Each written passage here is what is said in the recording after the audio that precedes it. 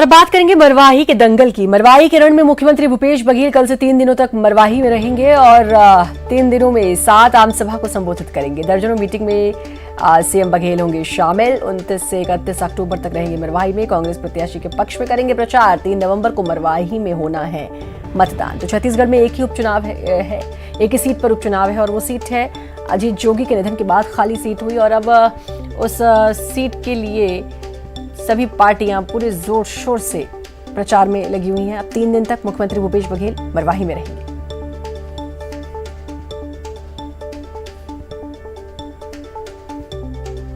तो मरवाही के रण में मुख्यमंत्री भूपेश बघेल 3 दिनों तक वो मरवाही में रहेंगे। और आपको बता दें कि अजीत जोगी के निधन के बाद ये सीट खाली हुई थी। अवधेश जुड़ चुके हैं हमारे संवाददाता हमारे साथ। अवधेश, एक ही सीट पर उपचुनाव है छत्तीसगढ़ में, लेकिन वो सीट बहुत अहम है मरवाही, और अब भूपेश बघेल 3 दिन तक मरवाही में रहेंगे।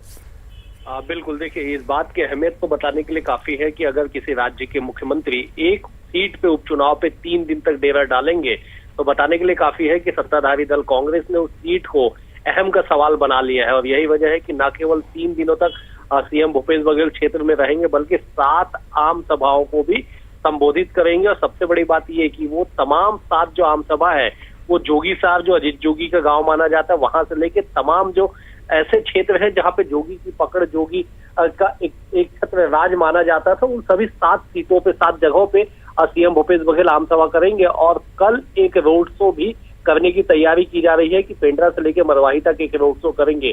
तो समझा जा सकता है कि चुनावी प्रचार के अंतिम 3 दिनों तक मुख्यमंत्री खुद कमान संभालेंगे और लगातार 3 दिनों तक वो न केवल आम सभा, रोड शो बल्कि कई मीटिंग को भी संबोधित करेंगे, कई कार्यकर्ताओं से भी मुलाकात करेंगे, जोश भरेंगे और पूरा जो कमान है वो खुद संभालेंगे। और न केवल भूपेश बघेल बल्कि तमाम अन्य मंत्रियों का भी दौरा कार्यक्रम तय कर दिया गया है। अन्य विधायक वहां पे पहले से डटे हुए, सत्ताधारी दल के जो संगठन के नेता है पीसीसी चीफ मोहन मरकाम है, वो 15 दिनों से वहीं मौजूद है। अन्य भी नेता वहां मौजूद है। तो समझा जा सकता है कांग्रेस ने अपनी पूरी ताकत झोंक रखी है मरवाही सीट को जीतने के लिए। बहरहाल अब ये तो चुनाव परिणाम ही बताएगा श्रद्धा कि आखिरकार मरवाही की जनता किसके पक्ष में मतदान करती है। बिल्कुल, ये तो खैर 10 तारीख को ये पता चल जाएगा अवधेश की किसके पक्ष में चुनाव करती है, हालांकि किसके पक्ष में वोट करती है मरवाही की जनता। लेकिन हमेशा से ये बात कहते हुए आ रहे हैं कि सीट बहुत अहम है मरवाही की, अजीत जोगी का वो गढ़ रहा है। हालांकि इस बार अवधेश सभी जानते हैं कि अमित जोगी बाहर है, ऋचा जोगी भी चुनाव नहीं लड़ पाएंगी। तो क्या इसका फायदा अब कांग्रेस को मिलेगा या फिर जैसा बीजेपी दावा कर रही है कि इसका फायदा बीजेपी को मिलेगा? बिल्कुल, देखिए पिछले 2 चुनावों की गणित को अगर देखा जाए तो बीजेपी बेहतर की है। पिछले चुनाव में बीजेपी दूसरे नंबर पे रही थी, कांग्रेस तीसरे नंबर पे थी।